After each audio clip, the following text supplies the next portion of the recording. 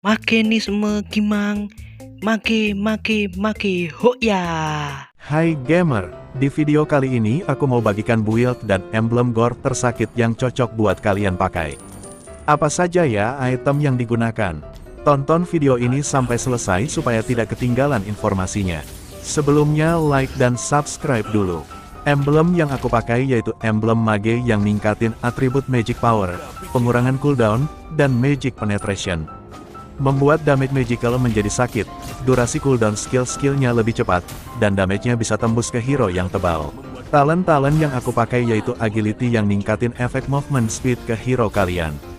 Membuat jalannya bertambah cepat, sehingga rotasinya bisa lebih cepat lagi. Talent berikutnya yaitu wilderness blessing. Talent ini nambahin efek movement speed saat hero kalian berada di area jungle dan sungai. Sehingga jalannya hero kalian tambah cepat. Kalau jalannya cepat, rotasi hero kalian bisa lebih cepat lagi. Dan talent yang terakhir yaitu Lethal Ignition. Talent ini nambahin damage multi-hit. Maksudnya saat hero kalian mengeluarkan damage dan terkena ke hero musuh, nanti ada damage tambahan yang membuat darah hero musuh berkurangnya banyak sekali. Untuk cara main hero gore, saat level 1 kalian bisa buka skill 2. Kenapa buka skill 2? Karena skill 2-nya bisa memberikan damage di awal-awal game. Sehingga saat bersih-bersih minion bisa lebih cepat. Skill 2 hero gore juga memberikan efek slow saat hero musuh terkena damage dari skill 2-nya.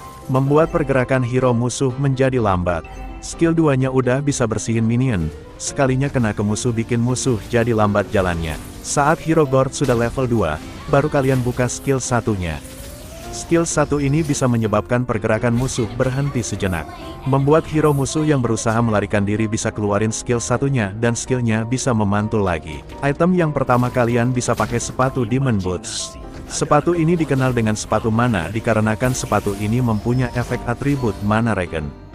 Efek yang membuat pemulihan mana hero kalian bisa mengisi kembali dengan cepat. Sehingga tidak perlu khawatir hero kalian kehabisan mana.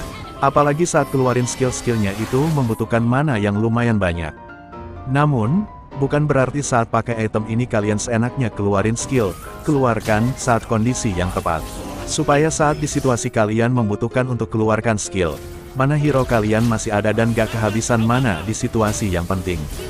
Contohnya di saat teman satu tim kalian ngajak perang, mana hero kalian harus tersedia, bahkan sudah penuh. Kalau mananya penuh, hero kalian bisa siap di saat ingin mengeluarkan skill-skillnya untuk membantu teman satu tim saat berperang melawan hero musuh, dan juga buat hero kalian untuk mengeliminasi musuh di saat ada situasi dan kondisi yang tepat. Item Demon Shoes juga memiliki efek atribut movement speed yang membuat jalannya bertambah cepat. Kalau jalannya cepat, rotasinya juga ikutan cepat. Sehingga hero kalian bisa lebih cepat untuk membantu teman satu tim kalian. Item tersakit berikutnya kalian bisa pakai Glowing One. Item ini punya pasif pengurangan pemulihan darah yang dimiliki hero musuh. Jadi cocok saat melawan hero seperti Yuzong, Uranus, Angela, Ruby, Florin, dan masih banyak lagi hero yang lainnya. Item ini nambahin efek atribut magic power, darah, dan movement speed ke hero kalian.